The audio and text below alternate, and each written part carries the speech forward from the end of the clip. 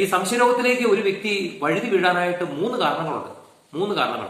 ഒന്ന്, ജീവിത പങ്കാളിയെ കുറിച്ച് ഉള്ള വിശ്വാസം നഷ്ടപ്പെട്ടു പോകുന്ന വിധത്തിൽ ആകസ്മികമായി അത് 100% ഉറപ്പുവരുത്തുന്ന വിധത്തിൽ ഒരു ജീവിത പങ്കാളിയിൽ അത്തരത്തിലൊരു ഒരു തെറ്റായ പ്രവൃത്തി കാണാൻ ഇടവരിക. രണ്ട്, ഒരുപക്ഷെ ഇയാളുടെ ഈ രോഗത്തിന്റെ ഭാഗമായിട്ട് അയാൾക്ക് ഉണ്ടാകുന്ന തെറ്റിദ്ധാരണയാണ്. മൂന്നാമത്തെ കാര്യം എന്ന് പറഞ്ഞാൽ കുഞ്ഞുനാൾ മുതലേ അകാരണമായിട്ട് ശാരീരികമായിട്ടും മാനസികമായിട്ടും മർദ്ദനമേറ്റ് അവഗണിക്കപ്പെട്ട് തിരസ്കരിക്കപ്പെട്ട് കുറ്റപ്പെടുത്തലുകൾ കൊണ്ട് നിറഞ്ഞ് സ്നേഹം കിട്ടാതെ വളർന്നൊരു കുട്ടി വളർന്നു വലുതായി കഴിയുമ്പോൾ തീർച്ചയായിട്ടും ആ വ്യക്തിയിൽ സംശയരോഗം ഉണ്ടാവും. ഇനി ഇത് ഞാൻ ആദ്യം പറഞ്ഞല്ലോ 60% വരെ എന്നൊക്കെ പറഞ്ഞല്ലോ.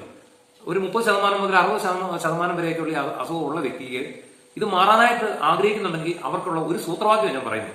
ഇപ്പൊ ഈ ദാമ്പത്യ വിശ്വസ്തത തകർക്കുന്ന ഒരു മേഖലയിലാണല്ലോ ഈ സംശയരോഗം ഏറ്റവും കൂടുതൽ ബാധിക്കുന്നത്. അതായത് എന്റെ ഭാര്യ വേറൊരു പുരുഷന്റെ കൂടെ പോയി, അല്ലെങ്കിൽ എന്റെ ഭർത്താവ് വേറൊരു സ്ത്രീയുടെ കൂടെ പോയി, അല്ലെങ്കിൽ പോകുന്നുണ്ട്, അവർ അങ്ങനെ ജീവിക്കുന്നുണ്ടെന്നൊക്കെ ഉള്ള ആ ഒരു വിഷയത്തിന്റെ മേഖലയിലാണല്ലോ ഈ പ്രശ്നമുള്ളത്.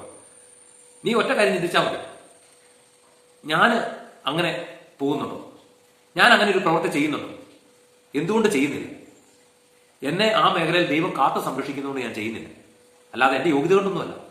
എന്നെ ആ മേഖലയിൽ അത്തരത്തിലൊരു പാപത്തിൽ വീഴാതെ എന്റെ ദൈവം എന്നെ ഉള്ളങ്കൈ കൊണ്ടു നടക്കുന്നതുകൊണ്ട് എന്റെ മേൽ കൃപ ചൊരിയുന്നതുകൊണ്ട് ഞാൻ അത്തരത്തിലൊരു പാപത്തിൽ വീഴുന്നില്ല, അല്ലാതെ എനിക്ക് അവസരമില്ലാഞ്ഞിട്ടല്ല.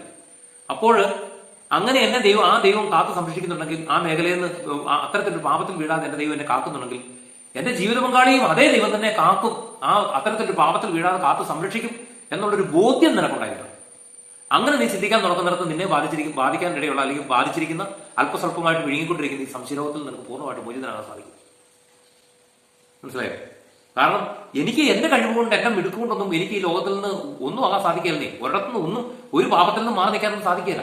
വിശുദ്ധ പൗലോസ്ലീഹ കോർന്തോസുകാർക്ക് എഴുതിയ 1-ാം ലേഖനത്തിന്റെ 15-10 പറയുകയാണ്, ഞാൻ എന്തായിരിക്കുന്നു അത് ദൈവകൃപയാലാണ്.